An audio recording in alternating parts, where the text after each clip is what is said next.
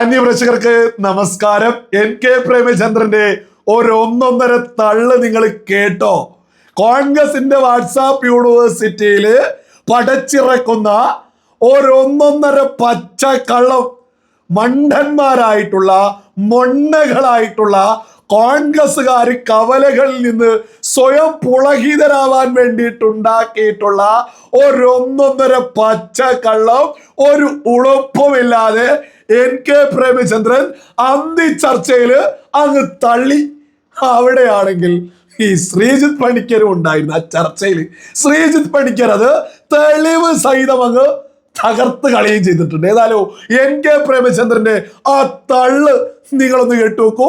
പാകിസ്ഥാനെ നിങ്ങൾക്ക് പിന്തുണയ്ക്കുകയോ പിന്തുണയ്ക്കാതിരിക്കുകയോ ചെയ്യാം, പക്ഷേ ഇന്ത്യയുടെ സമുദ്രാതിർത്തിയിലേക്ക് കടന്നു വരുന്ന 7ാം നാവികപ്പടയും സൈനികരും ഇവിടെ നിന്ന് തിരിച്ചു പോകണമോ വേണ്ടയോ എന്ന കാര്യം ഞങ്ങൾ തീരുമാനിക്കുമെന്ന് ആർജവത്തോടുകൂടി പ്രതികരിക്കാൻ കഴിയുന്ന ഒരു പ്രധാനമന്ത്രി നമ്മുടെ രാജ്യത്തുണ്ടായിരുന്നു. നിങ്ങൾ കേട്ടില്ലേ? നമ്മുടെ രാജ്യവും അമേരിക്കയുമായി ബന്ധപ്പെട്ട് എന്തെങ്കിലും ഒരു വിഷയമുണ്ടാവുമ്പോഴേക്ക് കോൺഗ്രസിന്റെ മൊണ്ണകളെ, വിവരമുള്ള കോൺഗ്രസിന്റെ അടികളല്ല, അവരിതൊന്നും ഒരു തരത്തിലും ഒരു സ്ഥലത്തും ഉണ്ടൂല. അതേ സമയത്ത് മൊണ്ണകളായിട്ടുള്ള കോൺഗ്രസിന്റെ അണികളിത് ഇത് നരേന്ദ്രമോദിക്ക് പകരം ഇന്ദിരാഗാന്ധി ആയിരുന്നെങ്കിൽ ഇന്ദിരാഗാന്ധി അന്ന് മലമറിച്ചിരുന്നു, ഫോൺ വിളിച്ചിരുന്നു, അമേരിക്കയെ ഞെട്ടിച്ച്. ഇതൊക്കെ ബോധവും വിവരവും വിവേകവുമുള്ള സകല ഇന്ത്യൻ പൗരന്മാർക്കും അറിയാം, ഇന്ദിരാഗാന്ധി അന്നൊരു മലയും മറച്ചിട്ടില്ല, അങ്ങോട്ട് സഹായം അഭ്യർത്ഥിച്ചതാണ് എന്നൊക്കെ. ഇത് കൃത്യമായിട്ട് ശ്രീജിത്ത് പണിക്കർ അങ്ങ് തെളിവ് സഹിതം അങ്ങ് തകർത്തിട്ടുണ്ട്. മറ്റൊരു കാര്യം, NK പ്രേമചന്ദ്രന്റെ ഒക്കെ ഒരു നിലവാരം ഓരോ ആളുകളും തിരിച്ചറിയണം. കോൺഗ്രസിന്റെ വാട്സാപ്പ് യൂണിവേഴ്സിറ്റിയിൽ വരുന്നത് കാണാപാഠം പഠിച്ച്, അതും ശ്രീജിത്ത് പണിക്കരുള്ളൊരു ചർച്ചയിൽ ഇയാളത് വിളിച്ച് പറയാൻ പാടുണ്ടോ? ആ പറഞ്ഞതേ ഓർമ്മയുള്ളൂ, തെളിവ് സഹിതം അങ്ങ് തകർക്കുന്നത് നിങ്ങളൊന്ന് കേട്ടു നോക്കൂ. ശ്രീ പ്രേമചന്ദ്രൻ ഇവിടെ പറഞ്ഞ ഒരു കാര്യമുണ്ട്. 1971 ഇന്ദിരാഗാന്ധിയും ഹെൻറി കിസിഞ്ചറും തമ്മിലുള്ള ഒരു സംഭാഷണം. സത്യത്തിൽ അതൊരു ഇന്റർനെറ്റ് ഹോക്സ് ആണ് എന്ന് ശ്രീ പ്രേമചന്ദ്രൻ മനസ്സിലാക്കേണ്ടതുണ്ട്.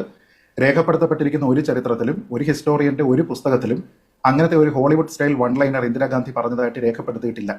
നിങ്ങൾ 7th ഫ്ലൈറ്റ് വേണമെങ്കിൽ ഇവിടേക്ക് കൊണ്ടുവന്നോളൂ, പക്ഷെ അത് തിരിച്ചു പോകണോ വേണ്ടയോ എന്ന് ഞങ്ങൾ തീരുമാനിക്കും എന്ന മട്ടിലുള്ള ഒരു സ്റ്റേറ്റ്മെന്റും ഇന്ദിരാഗാന്ധിയുടെ ഒരു സംഭാഷണത്തിലും ഉണ്ടായിട്ടില്ല.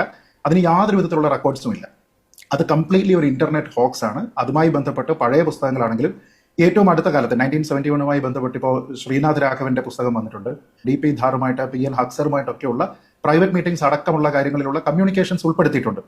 അതിൽ ഒരിടത്തും അങ്ങനെയുള്ള ഒരു സ്റ്റേറ്റ്മെന്റ് ഉണ്ടായിട്ടില്ല. അതേപോലെ തന്നെ ഗാരി ബേസിന്റെ പുസ്തകങ്ങളുണ്ട്, അങ്ങനെയുള്ള പുസ്തകങ്ങളിൽ പോലും ഉൾപ്പെടുത്തിയിട്ടില്ല. അതുകൊണ്ട് വളരെ ഇൻഫോംഡ് ആയിട്ടുള്ള പ്രേമചന്ദ്രനെ പോലെയുള്ള ഒരാൾ അത് പറയുന്നത് കേൾക്കുമ്പോൾ അത് ശരിയല്ല എന്ന് പറയണം എന്ന് തോന്നി. തന്നെയുമല്ല, നമ്മളിവിടെ മനസ്സിലാക്കേണ്ടുന്ന ചരിത്രപരമായിട്ടുള്ള ഒരു വസ്തുതയുണ്ട്. ടാസ്ക് ഫോഴ്സ് 74 എന്ന പേരിലുള്ള 7th ഫ്ലൈറ്റിന്റെ ഭാഗമായിട്ടുള്ള USS എന്റർപ്രൈസ് എന്നുള്ള കപ്പൽ ബേ ഓഫ് ബംഗാളിൽ ഡിസംബർ മാസം 1971 ഇതേ റിച്ചാർഡ് നിക്സണും ഇതേ ഹെൻറി കിസിഞ്ചറും കൂടി എത്തിച്ചിരുന്നു, ഡിപ്ലോയ് ചെയ്തിരുന്നു എന്നുള്ളത് ചരിത്രപരമായിട്ടുള്ള ഒരു വസ്തുതയാണ്. ആ മാസം ഇന്ദിരാഗാന്ധി കിസിഞ്ചർക്ക് അയച്ചിരിക്കുന്ന, അമേരിക്കയ്ക്ക് അയച്ചിരിക്കുന്ന കമ്മ്യൂണിക്കേഷനിൽ ഈ ഭാഷയോ ഈ ഹോളിവുഡ് വൺ ലൈനറിന് പറ്റുന്ന രീതിയിലത്തേക്കുള്ള പ്രതികരണമോ ഇല്ല. അതിൽ പറഞ്ഞിരിക്കുന്ന ഒരു ലൈൻ ഇങ്ങനെയാണ്: in this hour of danger the government and the people of India seek your understanding and urge you to persuade Pakistan to desist forth from the policy of wanton aggression എന്ന് പറഞ്ഞിട്ട് അമേരിക്കയോട് നമ്മൾ അവരുടെ സഹായം അഭ്യർത്ഥിക്കുകയാണ് ചെയ്തത്. ഈ ടൈപ്പിലുള്ള ഹോളിവുഡ് വൺ ലൈനേഴ്സ് ഉണ്ടായിട്ടില്ല. അത് ചരിത്രപരമായി തെറ്റാണ്, അതൊരു ഇന്റർനെറ്റ് ഹോക്സ് ആണ്.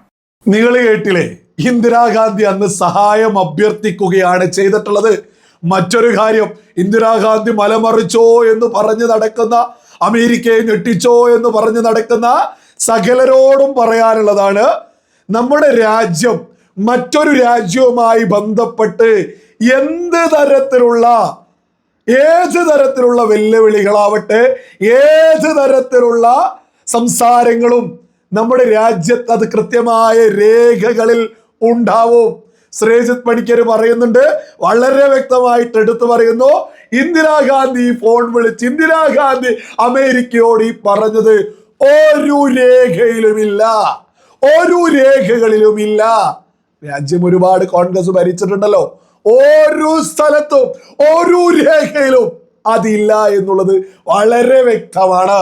ഇനിയെങ്കിലും മൊണ്ണകളായിട്ടുള്ള ആളുകളോട് ഇന്ദിരാഗാന്ധി അമേരിക്കയെ വിളിച്ചു ഞെട്ടിച്ചു എന്നുള്ള ആ മൊണ്ണത്തരൊക്കെ ഇനിയെങ്കിലും ഒന്ന് നിർത്തുക. ഇനി ഇത് ചർച്ചയിൽ എന്തിനാ NK പ്രേമചന്ദ്രൻ വിളിച്ചു പറയുന്നത്? നമ്മുടെ രാജ്യത്തിനെതിരെ അമേരിക്ക ഡൊണാൾഡ് ട്രംപ് നരകക്കൊണ്ട് ആ രീതിയിൽ അധിക്ഷേപിച്ചതിനെതിരെ നമ്മുടെ രാജ്യം പ്രതികരിച്ചല്ലോ.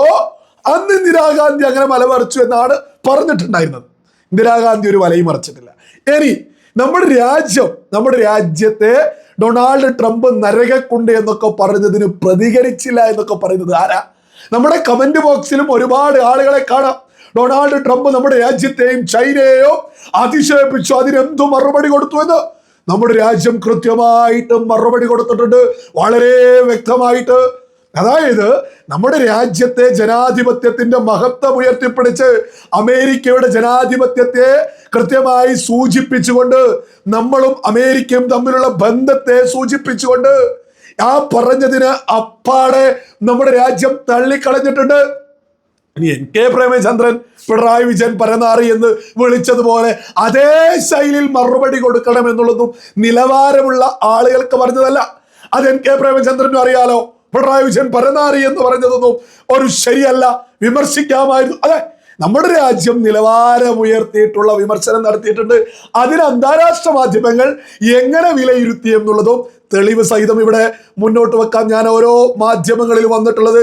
ആദ്യം തന്നെ BBC, പ്രധാനപ്പെട്ട മാധ്യമം, അന്താരാഷ്ട്ര മാധ്യമം കൃത്യമായിട്ട് പറയുന്നു, ട്രംപ് പങ്കുവെച്ച നരകക്കുടം എന്ന പരാമർശത്തെ ഇന്ത്യ അപലപിക്കുന്നു. ഇനി മറ്റൊന്ന് റോയിട്ടേഴ്സിൽ വന്നത്, ജന്മാവകാശ പൗരത്വത്തെ കുറിച്ചുള്ള നരകതുല്യമായ പരാമർശങ്ങൾ പങ്കുവെച്ചതിന് ട്രംപിനെ ഇന്ത്യ ശകാരിച്ചു. റോയിട്ടേഴ്സ് കൊടുത്തിട്ടുള്ളൊരു വാർത്തയാ, ഇന്ത്യ ട്രംപിനെ ശകാരിച്ചു എന്ന്. റോയിട്ടേഴ്സ് ഒന്നും നമ്മുടെ രാജ്യമായിട്ട് ഒരു ബന്ധമില്ലാത്ത മാധ്യമല്ലേ. ഇനി മറ്റൊരു ദ ഗാർഡിയനിൽ വന്നിട്ടുള്ളത് വളരെ വ്യക്തമായിട്ട് ഓരോ അന്താരാഷ്ട്ര മാധ്യമങ്ങളിലും നമ്മുടെ രാജ്യം പ്രതികരിച്ചതിന് ശക്തമായിട്ടാണ് വാർത്തകൾ വന്നിട്ടുള്ളത്. ഇന്ത്യയെ നരകക്കുടം എന്ന് വിശേഷിപ്പിച്ച ട്രംപ് പരാമർശങ്ങൾ പങ്കുവെച്ചതിൽ ഇന്ത്യ രോക്ഷം പ്രകടിപ്പിച്ചു. ട്രംപിനെതിരെ ഇതൊക്കെ ഗാർഡിയനിൽ വന്നിട്ടുള്ള. ഇനി മറ്റൊരു പ്രധാനപ്പെട്ട അന്താരാഷ്ട്ര മാധ്യമത്തിൽ വന്നിട്ടുള്ളത്, ഇന്ത്യയെയും ചൈനയെയും കുറിച്ചുള്ള നരകക്കുടം പരാമർശം പങ്കുവെച്ചതിന് ട്രംപിന് നയതന്ത്രപരമായ തിരിച്ചടി നേരിടേണ്ടി വന്നു. നയതന്ത്രപരമായ തിരിച്ചടി നേരിടേണ്ടി വന്നു. ഇന്ത്യ പ്രതികരിച്ചു. സകല അന്താരാഷ്ട്ര മാധ്യമങ്ങളിലും ഇന്ത്യ ട്രംപിനെ തിരിച്ചടിച്ചതിന് വ്യക്തമായിട്ട് നയതന്ത്രപരമായ തിരിച്ചടി നേരിട്ടു എന്ന് പോലും വാർത്തകൾ വരുന്നുണ്ട്. എന്റെ ലളിതമായ പറ്റും, ചൈനയെയും ഇതേ സമയത്ത് ട്രംപ് പറഞ്ഞിട്ടുണ്ടല്ലോ, ചൈന ഒരു അക്ഷരം മിണ്ടിയില്ല. ഇവിടെ കുറെ ചങ്കിലെ ചൈനക്കാരുണ്ടല്ലോ, അവരൊക്കെയാണല്ലോ ഇപ്പൊ ചാടി വീഴുന്നത്. ചങ്കിലെ ചൈനക്കാർ ഒരക്ഷരം മിണ്ടിയില്ല ട്രംപിനെതിരെ, ഒരക്ഷരം.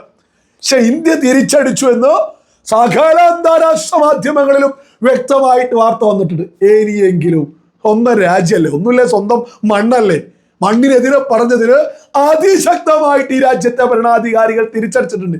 ഇനിയും ഒന്നും പറഞ്ഞില്ലോ എന്ന ആ ഉളുപ്പില്ലായ്മയ്ക്കൊന്ന് നിർത്തുക. ഏതായാലും NK പ്രേമചന്ദ്രന്റെ ആ തള്ളോട് കൂടിയിട്ട് കേരളത്തിലെ സകല മലയാളികളും അങ്ങ് തിരിച്ചറിഞ്ഞ ഇന്ദിരാഗാന്ധി ഒരു ഉണ്ടയും മലയൊന്നും മറിച്ചിട്ടില്ല. പിന്നെ ജനാധിപത്യത്തെ കുറിച്ച് വാതോരാതെ പറയുന്ന NK പ്രേമചന്ദ്രൻ ഉൾപ്പെടെ നമ്മുടെ രാജ്യത്തെ ജനാധിപത്യത്തെ കശാപ്പ് ചെയ്ത് ഇന്ദിരാഗാന്ധിയെ പ്രൗഢോടുകൂടി വിളിച്ചു പറയുന്നത് കേൾക്കുമ്പോൾ പരമ പുച്ഛമാണ് തോന്നുന്നത്.